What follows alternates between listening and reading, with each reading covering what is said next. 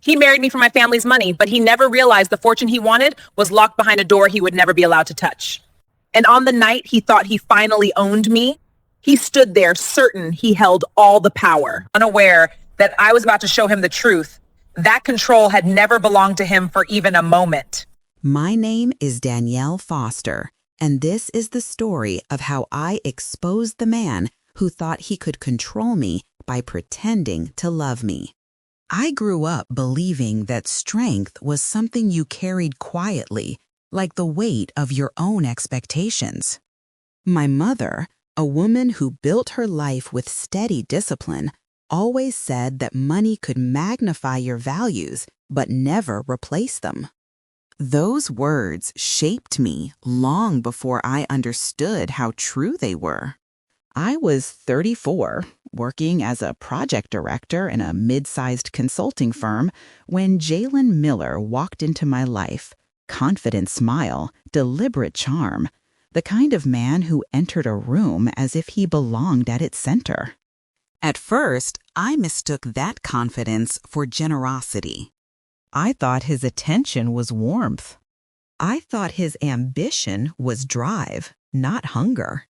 Even now, when I look back, I can see the subtle imbalance taking root from the very beginning and how I tried to ignore it because I wanted something real. Our early dates were effortless on the surface. He loved showing up in polished outfits, loved opening doors with practiced smoothness, loved the image of being the man who treated his woman like a queen. But I began to notice how he always steered conversations toward my work, my upbringing, my family. "Your firm handles big portfolios, right?" he'd ask, swirling his drink as if casually. "Your mom still runs the trust? Must be nice having security like that." I used to laugh it off, trying to redirect him toward lighter topics, but he always circled back. At the time, I convinced myself he was just curious. After all, people come with questions. But curiosity feels different from calculation, and I learned too late that he understood the difference very well. I hadn't been in many relationships that lasted. Work consumed me in my 20s, and I spent years treating emotional vulnerability like something to be managed with spreadsheets and deadlines. When I finally began allowing myself to date again in my 30s, I promised I wouldn't settle for someone who made me feel small. That promise grew out of an old heartbreak, a man who never raised his voice but constantly raised the bar of what he expected from me, until I felt like a project he was trying to optimize. I walked away from him, determined never to be turned into someone's ambition piece again. Maybe that's why I didn't see the red flags with Jalen at first. He didn't demand perfection. He demanded potential. And that felt dangerously similar to love. The first time I met his family, I understood something was off, though I pushed the thought aside. His mother, Loretta, welcomed me with a smile so polished it might have cracked under real emotion. His brother, Devin, eyed me with open appraisal before joking. Jalen finally went corporate with his dating choices. His aunt clapped her hands and said, "She looks expensive, baby." Jalen only laughed as if their comments were harmless. I laughed too, because it felt easier.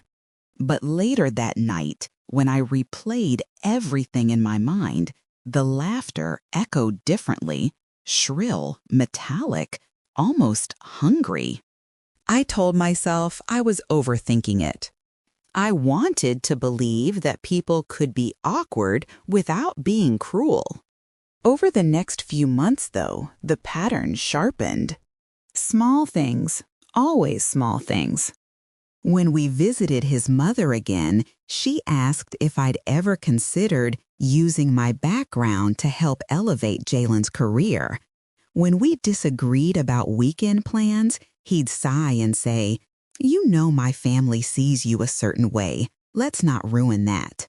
When he introduced me to new acquaintances, he always added, "Danielle's got a strong financial foundation," as if it were part of my official title.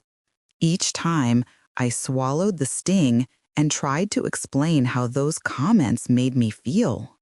He'd hug me, kiss my forehead, whisper, "Baby, they just admire you." And I wanted so much to believe him that I forced myself to stay quiet. What I didn't realize then was how silence becomes a cage when you stay inside it too long. There was one moment that still sits in my chest, a small scene that should have told me everything. We were at his cousin's engagement party, a lively evening full of dancing and laughter. When his elderly great-aunt called for group photos, she motioned for everyone to squeeze together.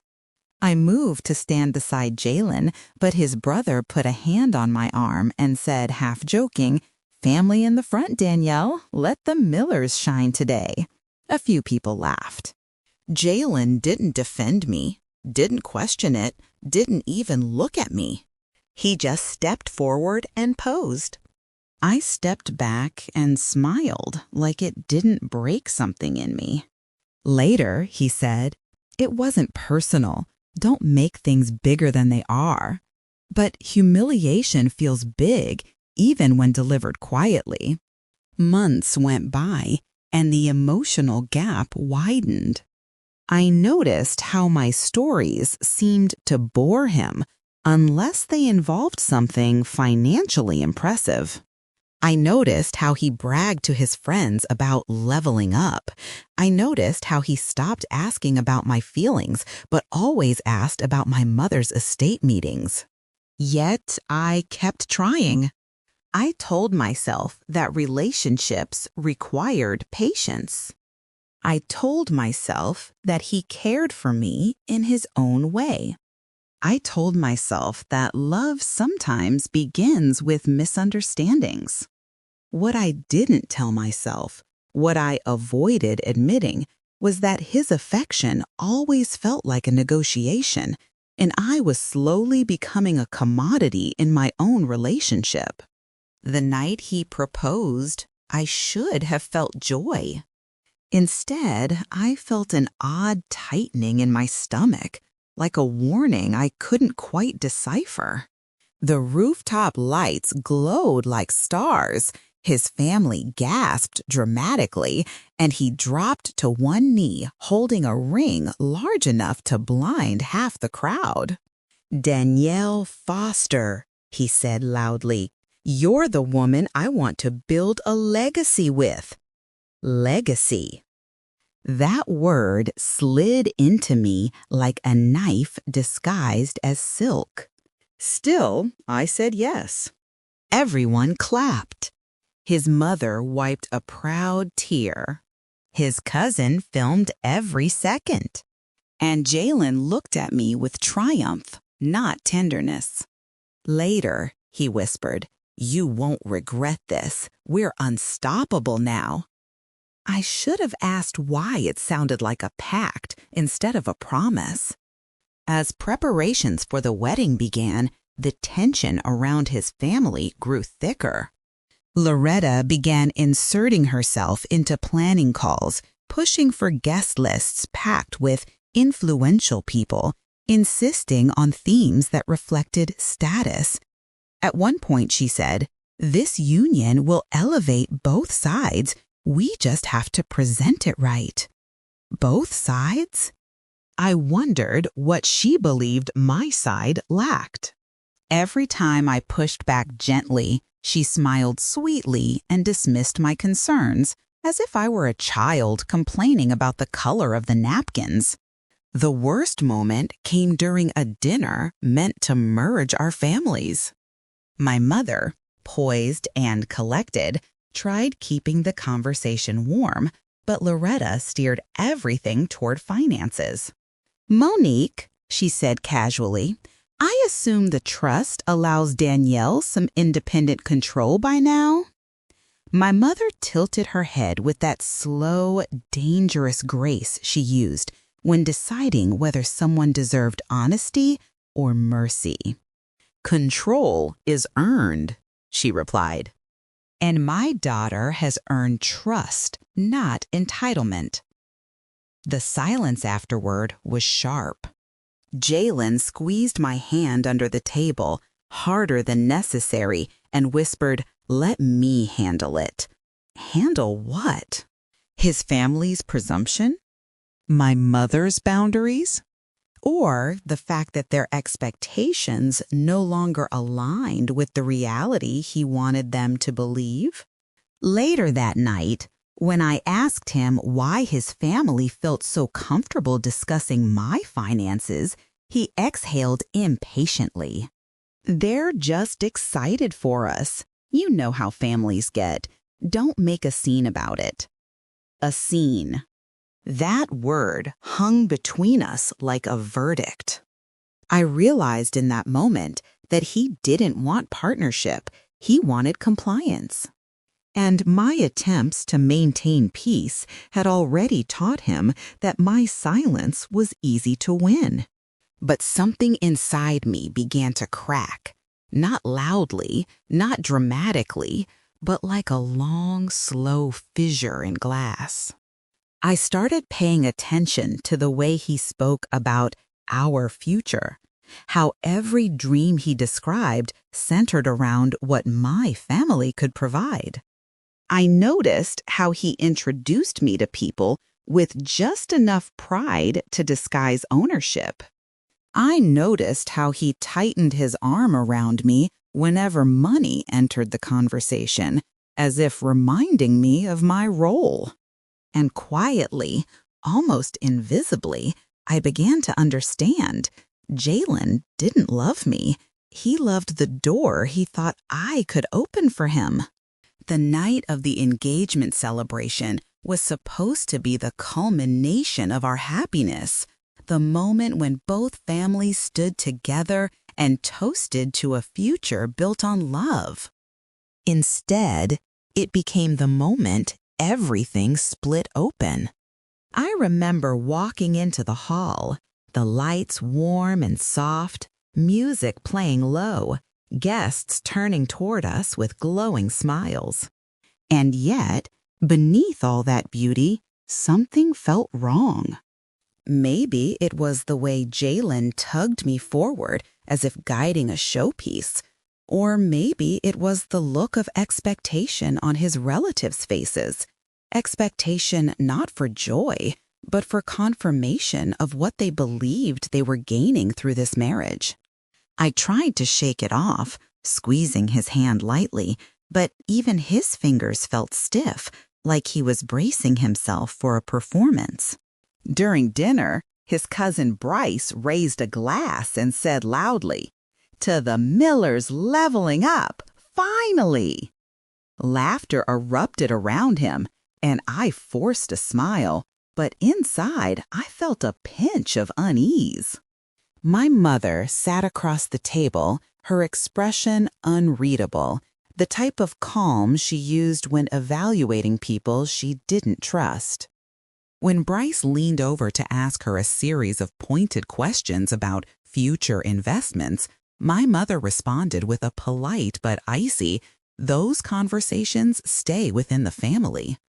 Jalen's jaw tightened, and he whispered, "Mom could have worded that better." I almost laughed. My mother had been the gentlest person at the table. Later that evening, when the music grew louder and people began dancing, I excused myself to the restroom to breathe. When I stepped out, I heard Jalen's voice around the corner, low and urgent.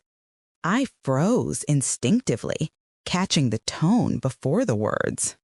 "I did my part," he told someone. Bryce, from the sound of it. She said yes. Now it's just a matter of making sure her people open the doors. Trust me, once we're married, it's all going to flow. Flow. Like a pipeline. Like revenue. My ears rang as Bryce laughed and said, "Man, you better keep her in check. That mother of hers looks like she doesn't play." Jalen snorted. "Danielle will fall in line." I stepped back before my breath could give me away. My heartbeat thundered in my chest. For a moment, the hallway spun, and I gripped the wall to steady myself. Fall in line. Not loved. Not respected. Not valued. Managed. Controlled. Positioned. I felt something inside me split with a sharp, quiet finality. When I walked back toward the hall, my face felt numb, as if my expression belonged to some other woman entirely, one who could still pretend she didn't hear what she heard. But pretending was starting to feel like an act I no longer had the strength to perform. Just when I thought the evening couldn't get worse, his mother approached me with that same polished smile she wore like armor.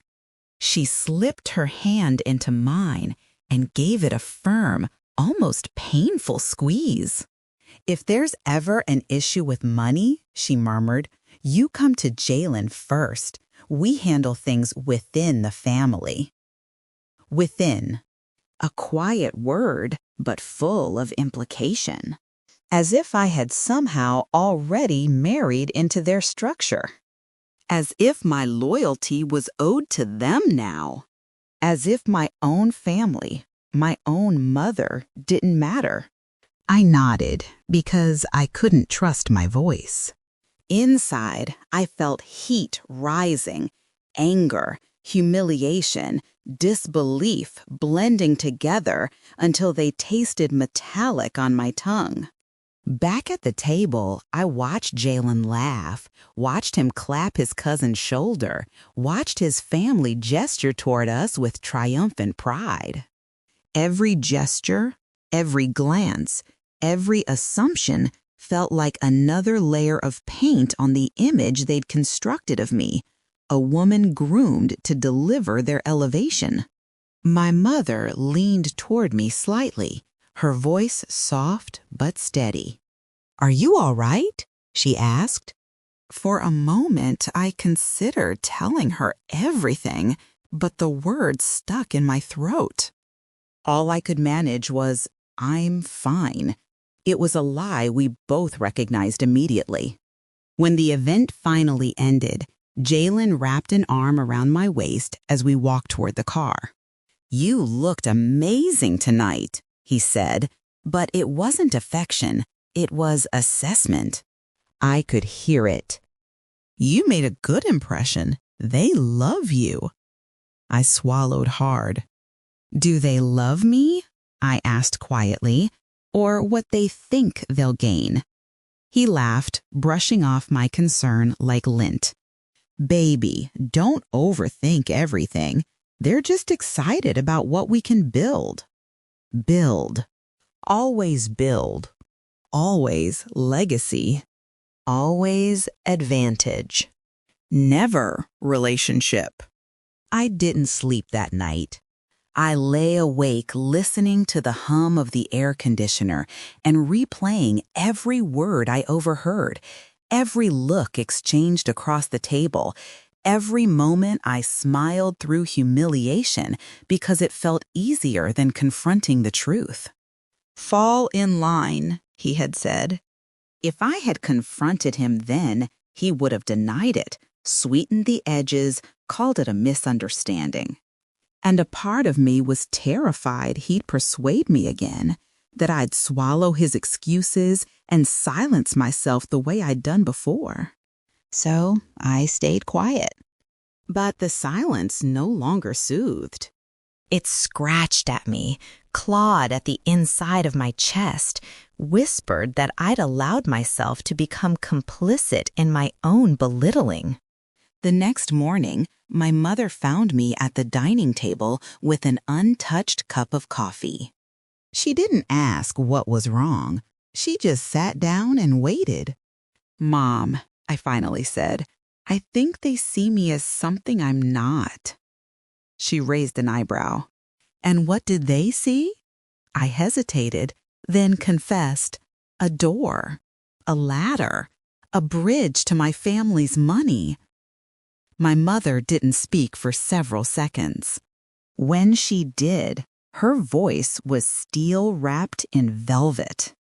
Then it's time, she said, that we reinforce the locks. I looked at her, confused. She continued, if he thinks you control the trust, let him keep thinking it. But we will protect you. Later that day, Jalen called me, cheerful and oblivious. Dinner at my mom's tonight? He asked. She wants to run some ideas by us about the wedding. I closed my eyes, already picturing what those ideas would be.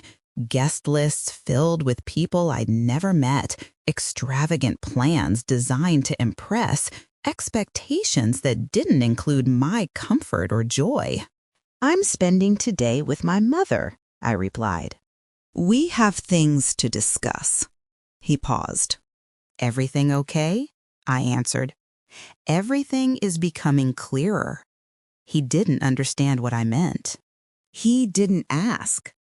Instead, he said, well, just don't stress, okay? Big decisions are coming up. We need to stay aligned. Aligned. Like business partners. The humiliation settled deeper the more I reflected on it.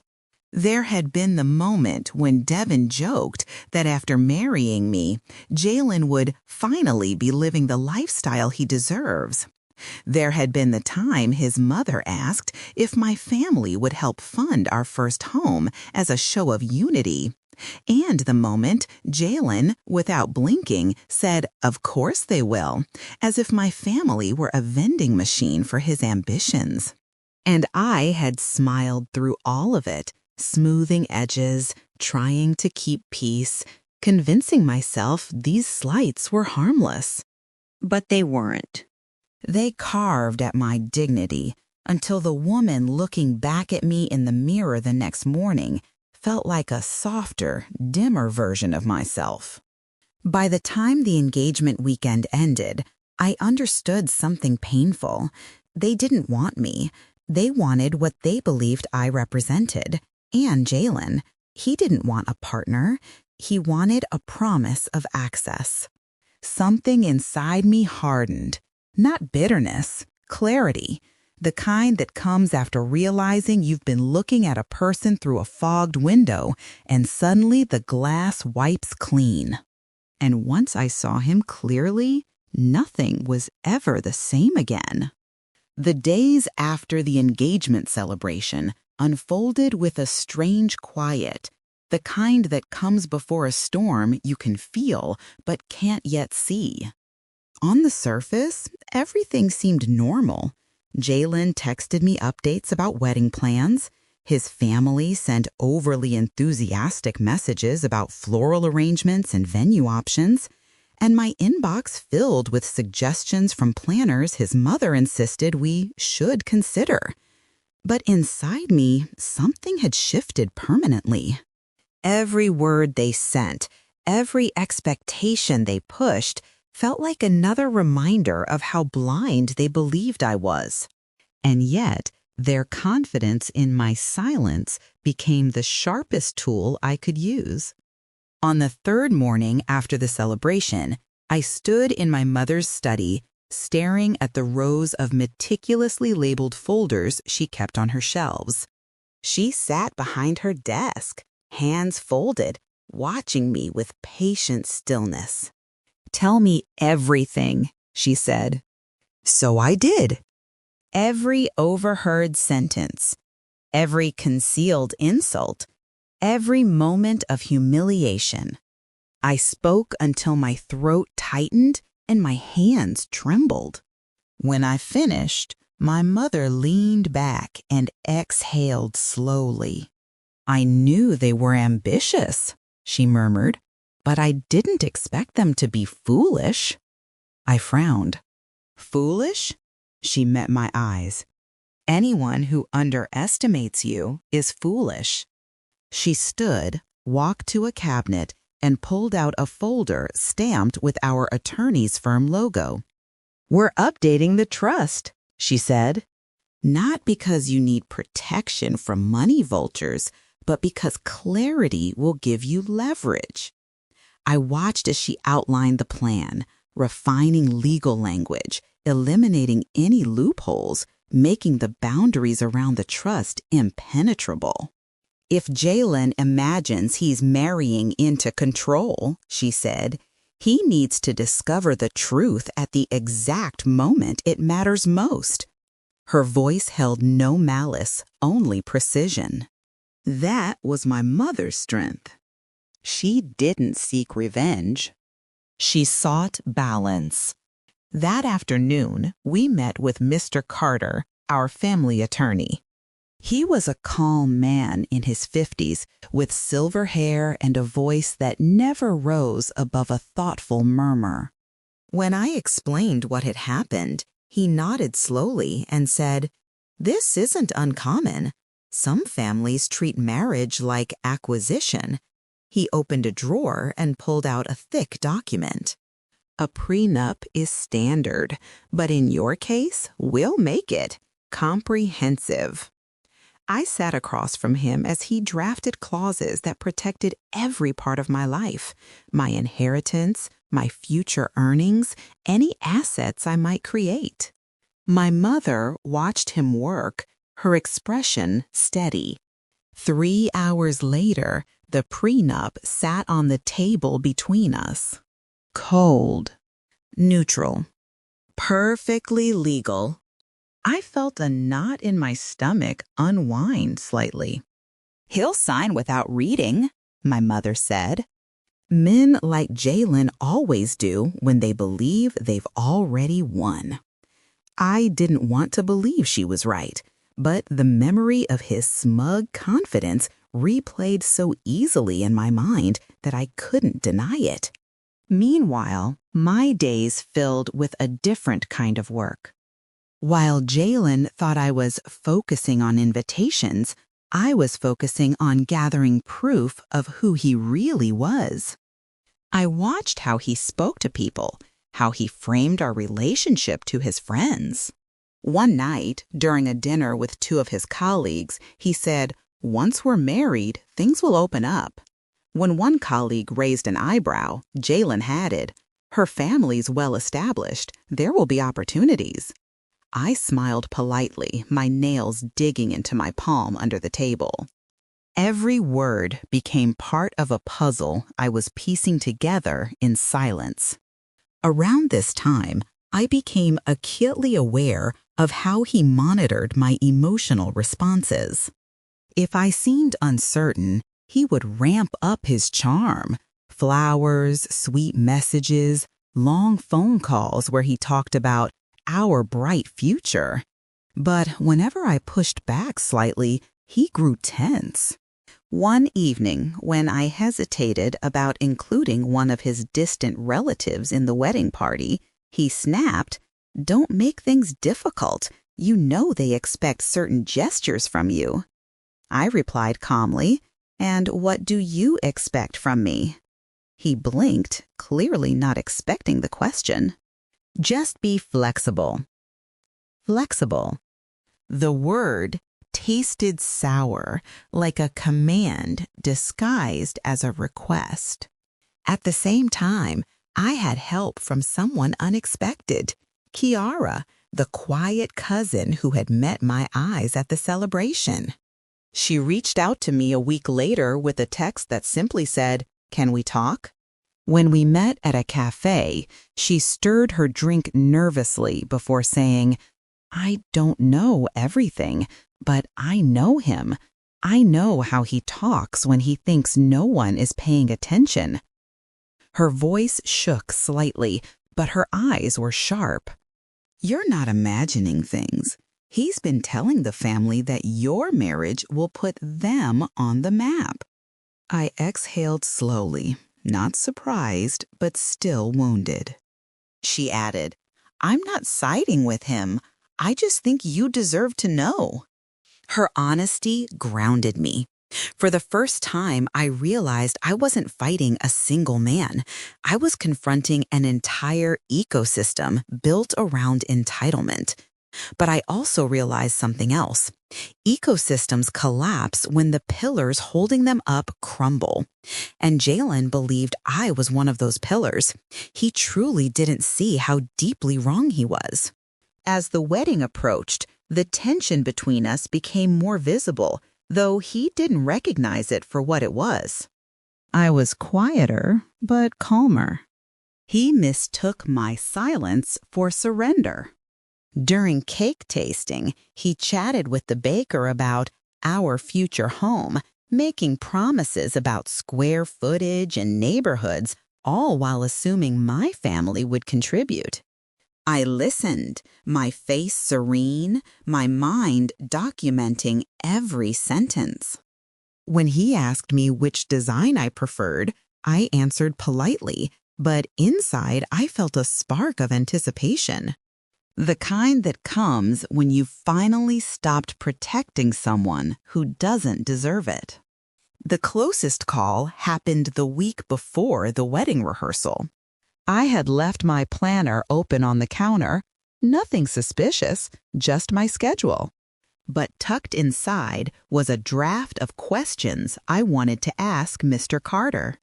They weren't explicit, but they were pointed enough for someone observant. I walked into the kitchen to find Jalen standing over it, brow furrowed. "What's all this?" My heartbeat stumbled. "Just notes," I said evenly. He gave me a look, one I hadn't seen before, sharp and slightly suspicious. "You're not worried about anything, are you?" I smiled gently, shaking my head. "Only about the color of the bridesmaids' dresses." He relaxed instantly, letting out a relieved laugh. "God, you scared me." And there it was, the arrogance again. The belief that I was predictable. The belief that his control was secure. Every night after that, I reviewed the prenup, rehearsing in my mind how the truth would unfold. I didn't know exactly when or how, but I knew the moment had to be public. Jalen cared deeply about status, so his unraveling had to happen where status mattered most, at our wedding. As the final week arrived, I found myself strangely calm. I went through motions: final dress fitting, last venue walkthrough, guest confirmations. But inside, I felt like a woman watching a play she already knew the ending to. When I looked in the mirror, I saw a version of myself I hadn't felt in years, focused, grounded, certain. Silence had once made me small. Now it made me powerful. And when the wedding day finally dawned, I was ready, not just to expose him, but to reclaim every piece of myself I'd muted for the sake of keeping peace. He thought he held the reins.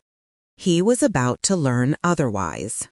The morning of the wedding felt strangely still, as if the world had taken a breath and held it.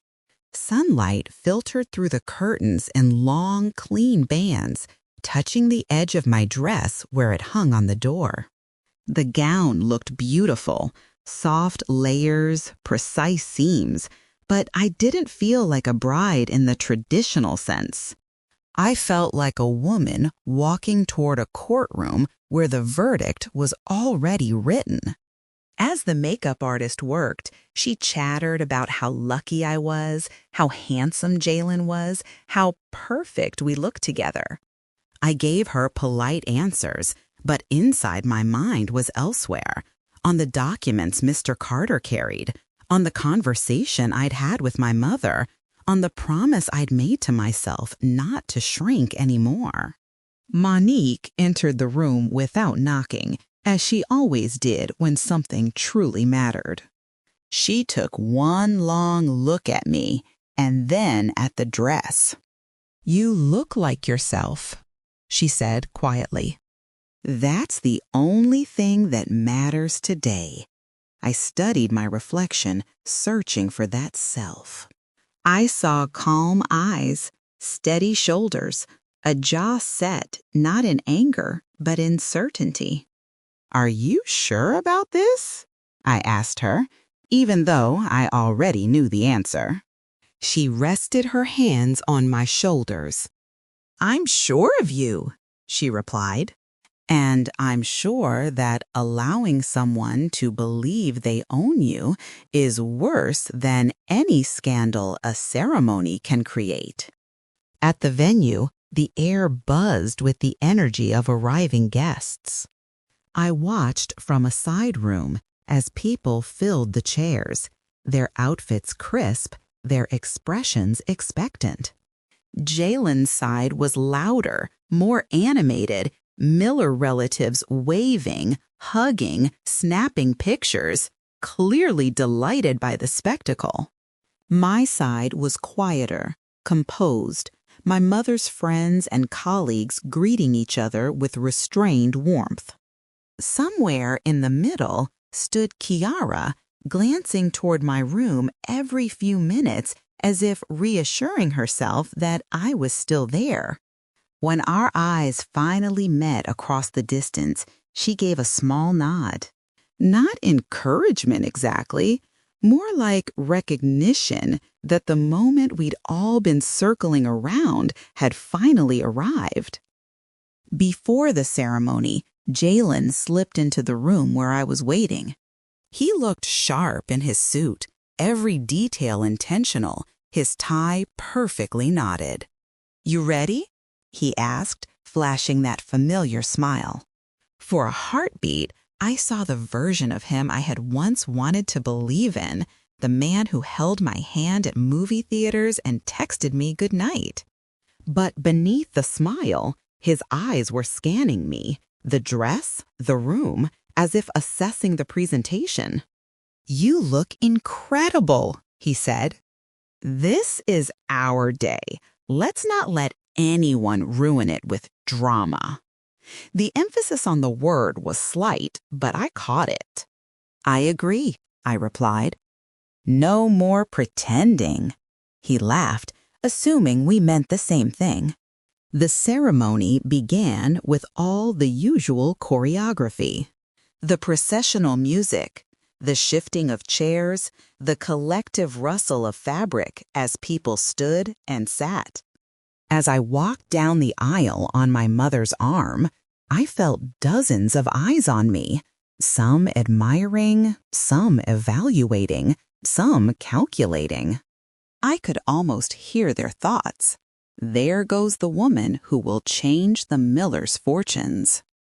My mother's grip was firm but gentle. "Chin up," she whispered. "You are not an offering. You are a decision." I inhaled slowly and fixed my gaze on Jalen, who stood at the altar looking proud, almost victorious, as if the ceremony were a trophy he'd already claimed. The officiant spoke the expected words about love, commitment, and partnership. I listened, but only halfway. My mind tracked the sequence we'd arranged. At a subtle cue, Mr. Carter took a seat near the front, the folder resting on his lap. I could feel Loretta's stare drilling into me from the first row on Jalen's side, her expression glowing with the satisfaction of a plan proceeding smoothly. She had no idea that the framework beneath her ambitions had already been dismantled. When the officiant reached the part about vows, he turned to me. "Danielle, would you like to speak first?" This was the deviation we had agreed to. A small change, almost unnoticeable. But everything hinged on it. I took a breath and looked out at the crowd. "Before I speak my vows," I began, "I want to talk about trust." The word hung there, heavier than the silence that followed. Not just the emotional kind, I continued, but the kind that people think they can claim by proximity. The kind some assume they're automatically entitled to because of a rin or a last name or a shared table at dinner. A murmur rippled through the guests. Jalen shifted slightly beside me, a flicker of confusion crossing his face. Loretta's posture straightened, her smile tightening. I turned briefly toward my mother, then toward Mr. Carter.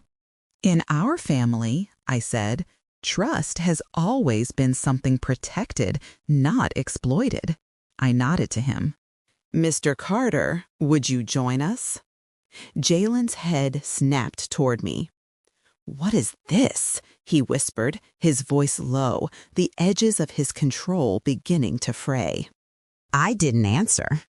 Mr. Carter rose, walked to the front with measured steps, and opened the folder. He adjusted his glasses, his tone calm and clear as he addressed the officiant and then the guests. Prior to this ceremony, he began, Mr. Jalen Miller signed a prenuptial agreement. In it, he acknowledged that he has no legal rights or claims to any portion of the Foster Family Trust, now or in the future. The trust remains solely under the control of Miss Monique Foster, and no marital union can alter that structure. A stunned silence fell over the room. You could almost hear the collective rewiring of expectations happening in real time. Loretta's hand flew to her chest. Bryce muttered, "What?" under his breath. Devin turned in his seat, eyes wide. Jalen stared at the document, then at me, disbelief contorting his features. Danielle, what is he talking about? He demanded. You said, I cut him off softly but firmly. I never said you would control anything, I replied. You assumed, you bragged, you told people that marrying me would open doors, but you never asked who those doors actually belonged to. His face flushed, a mix of embarrassment and fury.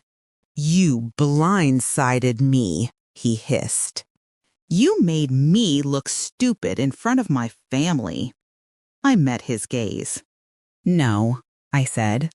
You did that yourself when you treated me like a transaction instead of a person. Whispers spread through the guests like wildfire. He signed without reading? Someone whispered. So there's no money for him? Another murmured. Loretta stood abruptly. This is highly inappropriate, she snapped, her voice sharp. Legal matters don't belong in a wedding ceremony. My mother rose too, but her tone was level. Neither do conversations about what my daughter is supposed to deliver for your son, she replied. Yet your family chose to have those long before we arrived here today. The officiant shifted uncomfortably. Should we take a moment? He asked. I shook my head. No, we're exactly where we need to be. I turned back to Jalen. You told your cousin you'd keep me in line, remember? His eyes widened with panic. You misunderstood, he said quickly. It was a joke. You're twisting things. I glanced over at Kiara, who sat rigidly in her seat. Our eyes met again. She inhaled, then stood up slowly. It wasn't a joke, she said, her voice trembling, but loud enough to carry. He's been telling all of us that this marriage would finally put the family where we deserve to be. He said once you were his wife, the money would follow. A shocked gasp swept through the rows. Jalen spun toward her. "Kiara, sit down," he barked. "This isn't your place." She flinched but stayed standing. "No," she replied quietly. "You did that enough for all of us."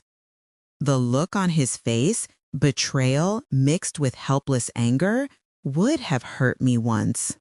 Now it only confirmed what I already knew. His image mattered more to him than any truth could. He turned back to me, lowering his voice. "You're humiliating me," he said. "Call him off. We can talk about this privately. Don't do this here." For a second, the old version of myself, the one trained to avoid scenes at any cost, wavered inside me. Then I remembered standing in hallways, listening to him bargain with my life as if it were collateral. I remembered Loretta squeezing my hand and instructing me to report money issues to Jalen.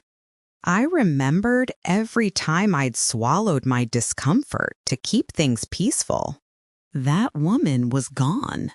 "This is the only place where the truth matters," I answered. "Because this is where you planned to seal your story about who you are and who I am. I'm just adjusting the script." I looked at the officiant. "I won't be saying vows today." A low rumble of disbelief moved through the crowd. Someone whispered my name. Someone else said, "She's calling it off." Jalen's desperation cracked through his polished exterior as he reached for my hand. "Danielle, don't do this," he pleaded. "We can fix it. I love you." The words came too late and rang too hollow. "You love what you thought I could give you," I said. "You loved the idea of being the man who married into security, but you never once asked what I needed or what my boundaries were. You never respected the difference between me and my family's wealth, and you don't get to cry about losing something that was never yours to begin with." My voice didn't break. That surprised even me. Loretta tried to regain control. "Jalen, let's step outside and handle this respectfully," she urged. "This doesn't have to be a disaster." Monique remained standing, her presence quiet but unyielding. "It was already a disaster," she said softly. "My daughter is just done pretending otherwise." Some of Jalen's relatives shifted in their seats, clearly uncomfortable. Others avoided his eyes altogether, already calculating the cost of aligning with him versus distancing themselves. The officiant, realizing there would be no wedding, closed his book awkwardly. "Ladies and gentlemen," he began, "it seems that this ceremony will not continue as planned." A few guests stood up, confused and restless. Others stayed seated, unwilling to miss a single second of the unraveling. The atmosphere had changed completely. This was no longer a celebration. It was a reckoning. Jalen let his hand fall to his side, shoulders sagging as the weight of the moment finally hit him.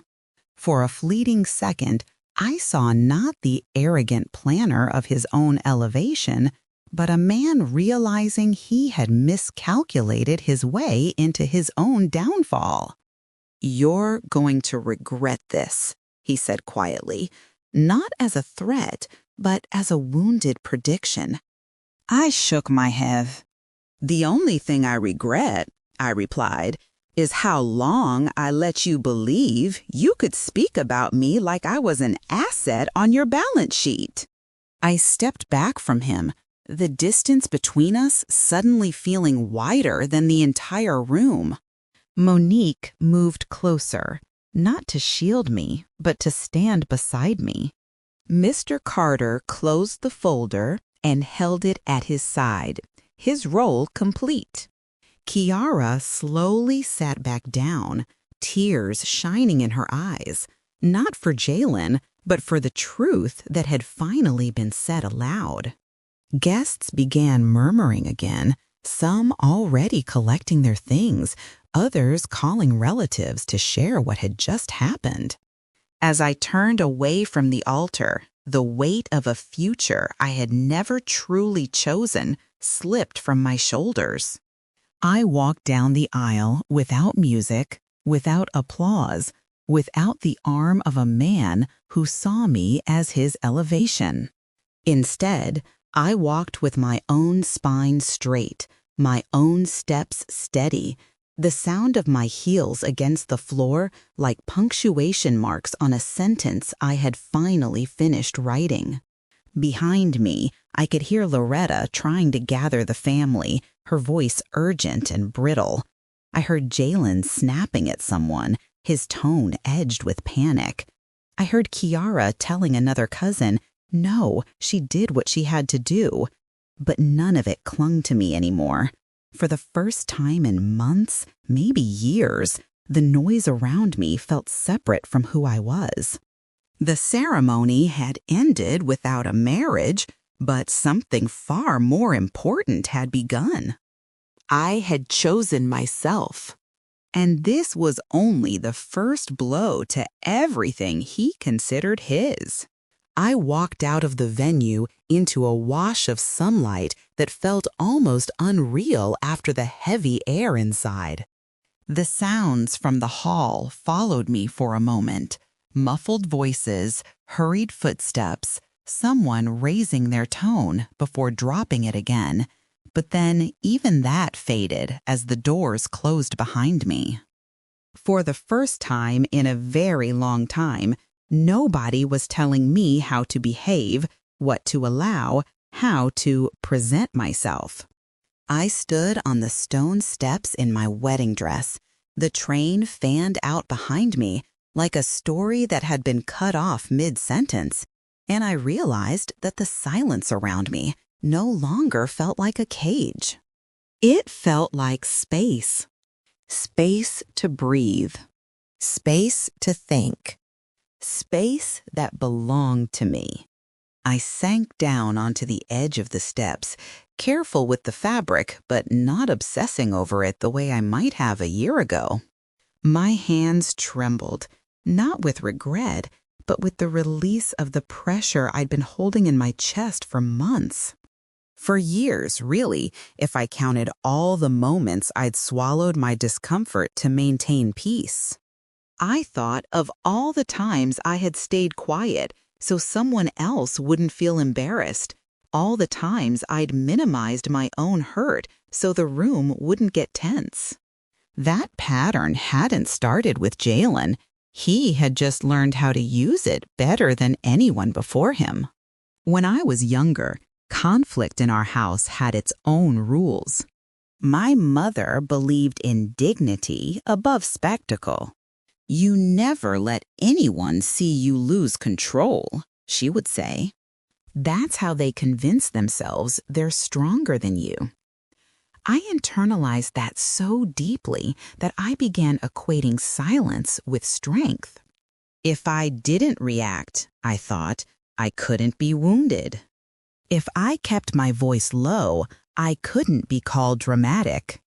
So I practiced swallowing my reactions until it became second nature. Later, in relationships, that habit turned into a strategy. If a man made a cutting remark, I'd act like it didn't bother me and tell myself I was being mature. The problem was that the pain didn't disappear. It just burrowed deeper, waiting. With Jalen, my silence had started as a way to survive small humiliations. When his brother joked about me being corporate upgrade, I smiled instead of asking him why he thought that was funny. When Loretta quizzed my mother about the trust as if I was an asset on a spreadsheet, I held my tongue so the night wouldn't devolve into an argument. When I overheard Jalen talking about keeping me in line I convinced myself that confronting him would only result in gaslighting and apologies I didn't believe. So I chose to observe, not react. On the surface, that looked like weakness, but in hindsight, I realized it was the same silence that allowed me to gather every piece of information I needed to fully understand who he was. Still, sitting on those steps, I couldn't ignore the cost of that silence. I had let him move deeper into my life than he ever should have. I had let his family imagine futures built on my name. I had let my own heart stand in a corridor, waiting for someone who saw me as a passageway, not a person. I asked myself, almost bitterly, why did I let it go this far? The answer formed slowly in my mind. Because at some level, I was more afraid of being alone than of being undervalued. Admitting that hurt more than anything he'd said or done. The doors behind me creaked open, and I heard footsteps approach. For a second, I tensed, expecting Jalen or Loretta, readying myself for another attempt at control disguised as concern.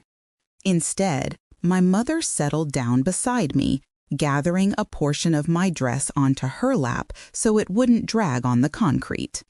She didn't speak right away. We just sat there, two women in silence, facing the parking lot where guests were beginning to drift out in clusters, their voices carrying brief bursts of stunned commentary. Finally, she said, "You were steady." There was no judgment in her tone, only recognition. You didn't raise your voice. You didn't run. You didn't apologize for protecting yourself. That matters. I swallowed, my throat tight. "Do you think I waited too long?"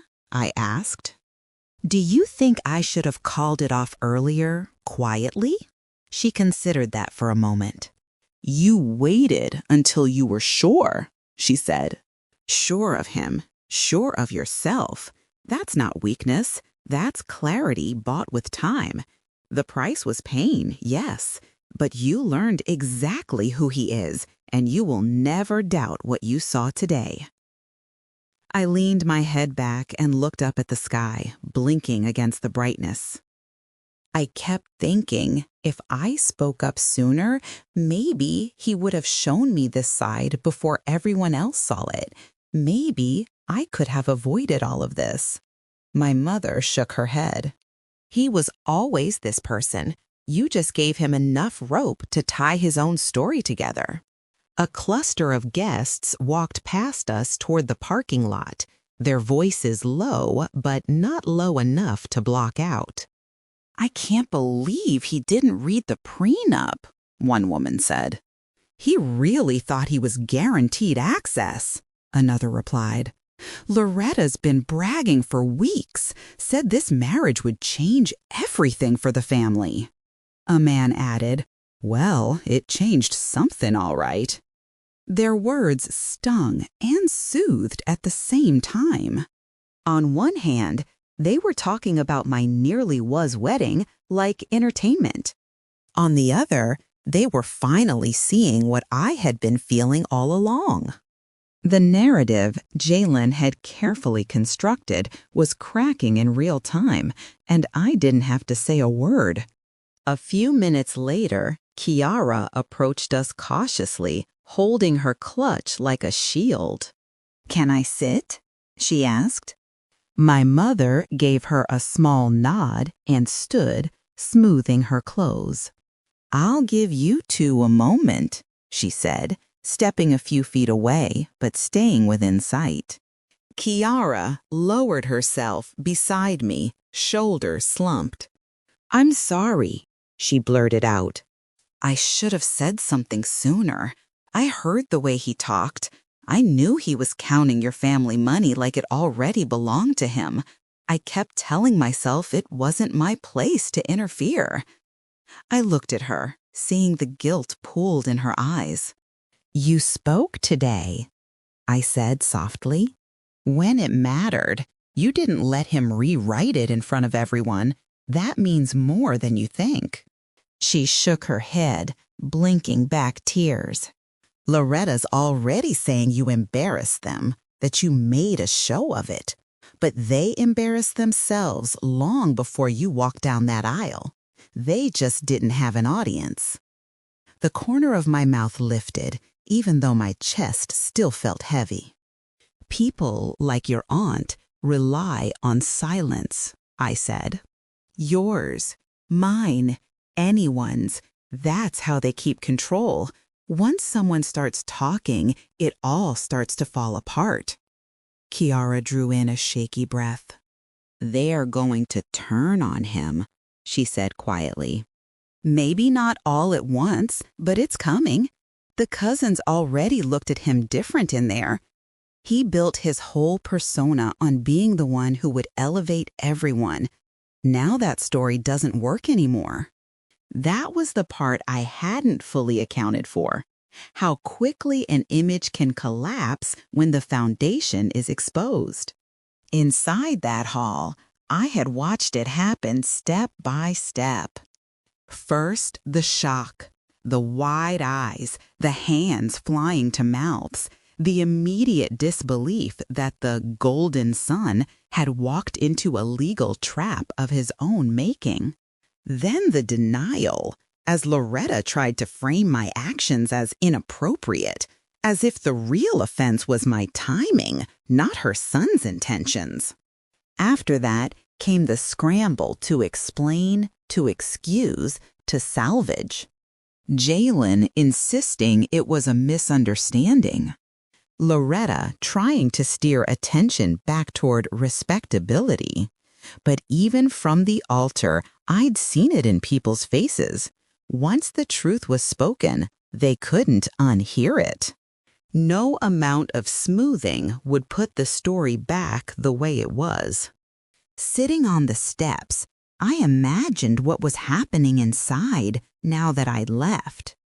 I pictured Jalen pacing, voice raised, insisting that he had been blindsided, that he didn't mean what he said about keeping me in line, that Kiara had misinterpreted his jokes.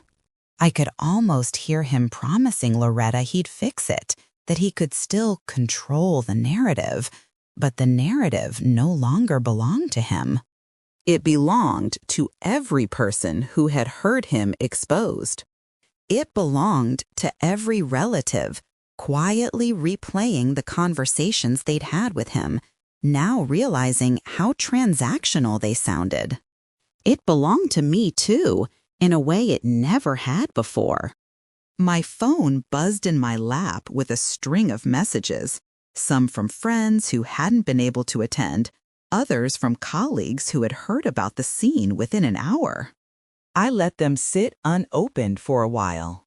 The idea of reading other people's versions of my story exhausted me. Eventually, I opened one from a coworker I respected, a woman who didn't waste words. It read, "I heard what happened. You chose yourself. Proud of you. No gossip. Just recognition." I exhaled slowly, feeling a knot loosen. When my mother returned to my side, she asked, "Do you want to go home, or do you want a moment alone first?" I thought about the house I grew up in, the kitchen where we'd had so many measured conversations about life and dignity and boundaries. I thought about the bedroom that still held pieces of my younger self, the girl who thought staying quiet was the safest way to keep love. "Home," I said. "I want to sit somewhere that doesn't belong to anyone's expectations." She nodded, helped me gather the dress, and together we walked to the car. As we passed small groups of guests, some offered sympathetic smiles, others avoided my eyes. A few murmured, "You did the right thing," but I didn't depend on their validation. I had already given too much of myself to other people's comfort. The drive was strangely peaceful. No music, just the soft sound of tires on the road. I watched the city pass by my window and thought about how many women had sat where I was sitting. Wedding day interrupted, engagement shattered, story rewritten. Some of them probably went back, accepted apologies, let the person who hurt them rebuild the narrative. Others walked away and carried their decision like a scar, reminded of it every time someone asked, "So what happened?" I wondered how often we confused scars with shame when they were actually proof of survival. That night, after I changed out of the dress and into an oversized t-shirt, I sat at the dining table with a glass of water and my own thoughts.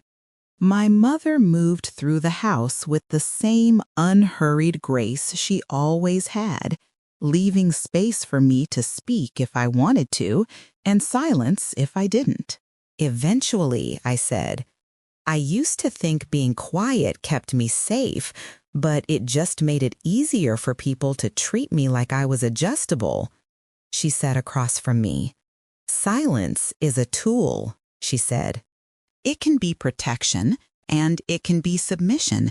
The difference is whether you're choosing it for yourself or letting someone else assume it for you." I thought about that for a long time. With Jalen, my silence had started as protection, a way to avoid getting drawn into a fight I knew he would twist. Somewhere along the line, it had shifted into submission without me noticing. I had let his wants outrank my discomfort. I had let his family's narrative override my own. But standing at that altar, speaking the truth in front of everyone, I had felt something click back into place. My voice was mine again, and so was my choice to use it or not. The days that followed were noisy in the world, but quiet in my home. Word spread fast. People called, texted, forwarded secondhand reports. I heard that Loretta insisted I had staged everything to humiliate them. I heard that some cousins privately admitted they were relieved, that they had been uncomfortable with how openly Jalen talked about my family's money. I heard that Jalen had stopped showing up to certain gatherings, that he'd been short with friends who asked too many questions. His image, responsible, stable, upwardly mobile, had been fractured, and he was scrambling to patch it together. But something important had shifted in the space around him. Before, when he made entitled comments, people had laughed, encouraged, co-signed. After the wedding that didn't happen, some of those same people began to pull back.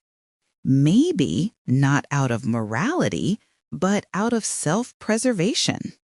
No one wants to be standing next to a man whose schemes have just been exposed in front of both families.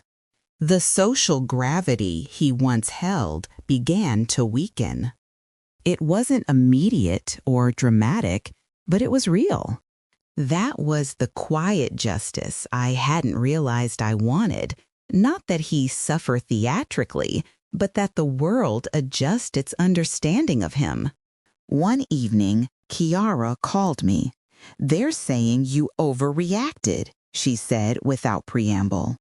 "That you should have handled it privately, that you made them look foolish." I listened, then asked, "And what do you think?" There was a long pause. "I think they're just mad they couldn't keep the benefits of his behavior without dealing with the consequences," she answered. "And I think you showed all of us that it's okay to say, 'No, I won't be used like that.'" Her words settled over me like a soft blanket. Not a shield, not a weapon, just warmth. Slowly, my days began to feel like mine again. I woke up without checking my phone for Jalen's agenda.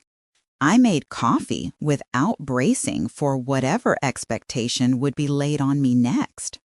When people asked if I was okay, I answered honestly. I was tired, I was processing, but I was not broken.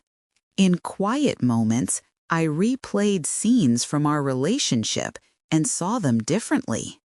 Every time he'd said, "Don't make a scene," I now heard, "Don't make me face myself." Every time he told me to be flexible, I now translated, "Bend until I don't have to." It didn't make the past easier, but it made my decision feel even more necessary.